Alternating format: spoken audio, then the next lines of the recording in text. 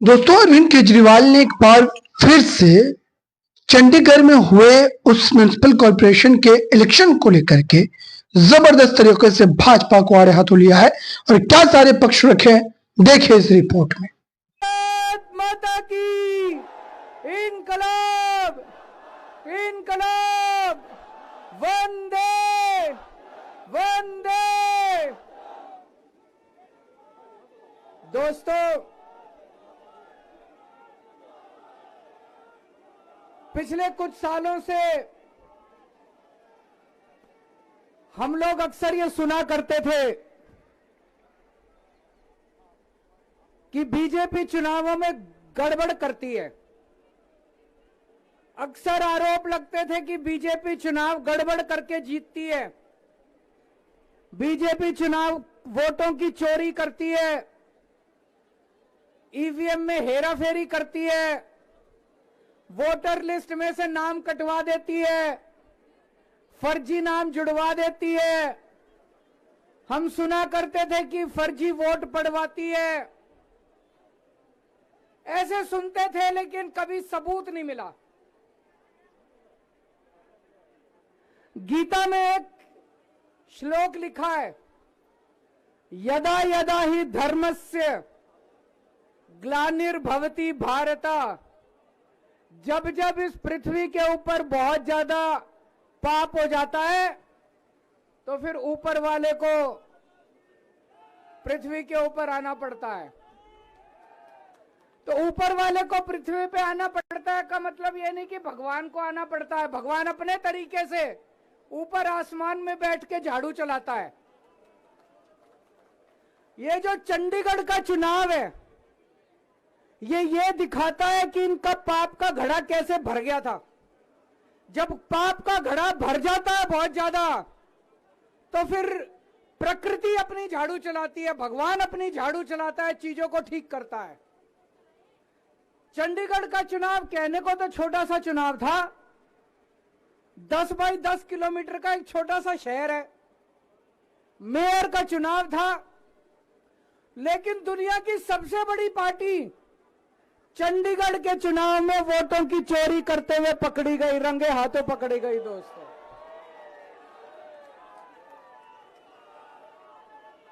इनकी किस्मत खराब थी,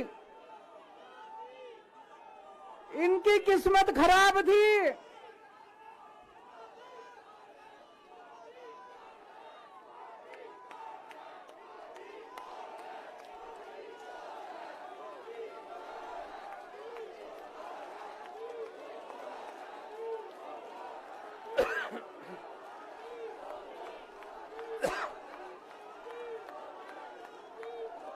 एक नारा लगाएंगे, गली गली में शोर है, भाजपा वोट चोर है। गली गली में शोर है,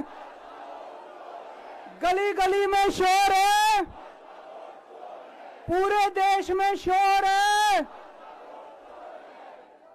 तो दोस्तों, चंडीगढ़ में ये पकड़े गए, रंगे हाथों वीडियो के ऊपर पकड़े गए, वीडियो के ऊपर।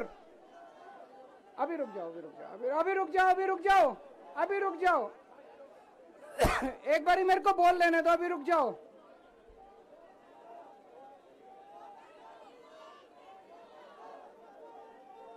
दोस्तों,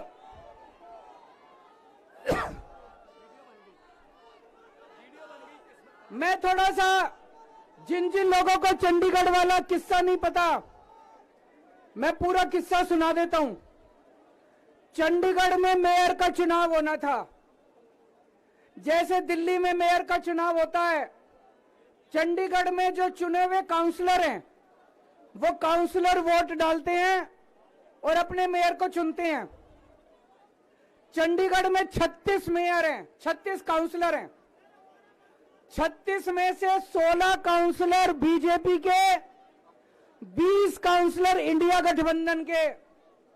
तो जाहिर तौर पे इंडिया गठबंधन का मेयर डिप्टी मेयर बनना था, इसमें कोई बहुत बड़ी बात थोड़ी थी। लेकिन इन्होंने बदमाशी क्या करी, जो चुनाव अधिकारी है, चुनाव करने वाला प्रिसाइडिंग ऑफिसर है, वो इन्होंने बीजेपी के एक कार्यकर्ता को बना दिया। अब बीजेपी का कार्यकर्ता वहां बदमाशी नहीं करेगा तो और क्या करेगा? उस बीजेपी के कार्यकर्ता ने वोट तो डलवाई, लेकिन जब काउंटिंग करने बैठा तो ये प्रैक्टिस है कि भाई सारी पार्टियों के जो एजेंट है वो सामने आके बैठते हैं और हर वोट देखा जाता है। उसने एक भी काउंटिंग एजेंट को अपने सामने नहीं बैठने दिया, सबको भगा दिया।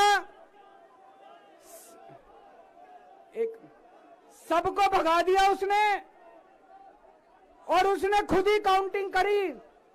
और काउंटिंग करते टाइम उसने इंडिया गठबंधन के 8 वोट उसमें गलत सलत निशान लगा के उनको इनवैलिड कर दिया। तो हमारे 20 वोट थे, 20 में से 8 इनवैलिड कर दिए, 12 वोट पड़े हमारे, और उनके कहता है 16 वोट पड़े। सारे हमारे इनवैलिड हो गए। जैसे केवल हमारे वालों को ही वोट पे निशान लगाने नहीं आते, उनके वालों को आता है। अंदर से एक कर्मचारी ने हमें बताया है कि उनके भी 16 वोट नहीं पड़े थे, उनके 13 ही वोट पड़े थे। अब किसी को नहीं पता कितने वोट पड़े, किसी को नहीं पता किसके कितने वोट पड़े, काउंटिंग एजेंट तो था ही नहीं। और उस चुनाव अधिकारी ने नतीजे घोषित कर दिए कि बीजेपी का मेयर बन गया। उनकी किस्मत खराब थी, वहां चारों तरफ कैमरे लगे पड़े थे। उस कैमरे में वो चुनाव अधिकारी इंडिया गठबंधन के वोटों के ऊपर कांटे मारता हुआ, निशान लगाता हुआ उसके अंदर कैप्चर हो गया, उसके अंदर दिखाई दे रहा है। और ये वीडियो पूरे देश के अंदर फैल गया। अब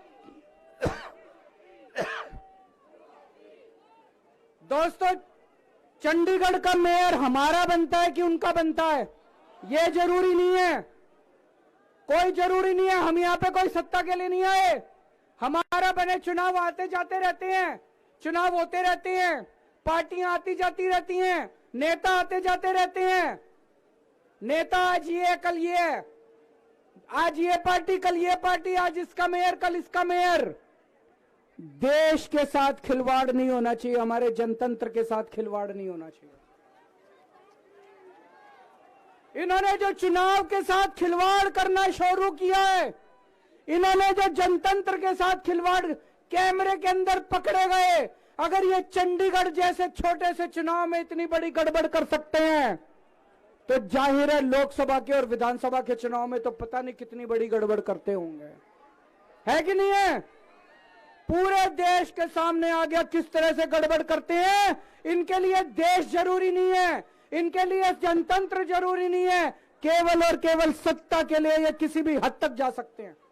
सत्ता के लिए देश को भी बेच सकते हैं, सत्ता के लिए देश को भी दांव पे लगा सकते हैं। दोस्तों, हम ये कभी नहीं होने देंगे। अपने देश के साथ खिलवाड़ किसी हालत में नहीं होने देंगे, अपने जनतंत्र के साथ खिलवाड़ किसी हालत में नहीं होने देंगे। आज पूरे दिल्ली से, हरियाणा से, पंजाब से इतनी जनता आ रही थी यहाँ पे प्रदर्शन करने के लिए, सबको रोक दिया इन्होंने। पूरी दिल्ली को छावनी बना रखा है। क्यों भाई? क्यों भाई? आप जनता को कैसे आने से रोक सकते हो? कोई हिंसा करने के लिए थोड़ी आ रहे थे। हमारी आंदोलन से निकली हुई पार्टी है, बड़े बड़े आंदोलन किए। आपको क्या लगता है जनता को ऐसे रोक दोगे तो जनता की आवाज बंद हो जाएगी? और जनता की आवाज बुलंद होगी। जितना जनता को रोकने की कोशिश करोगे, जनता की आवाज और उतनी बुलंद होगी।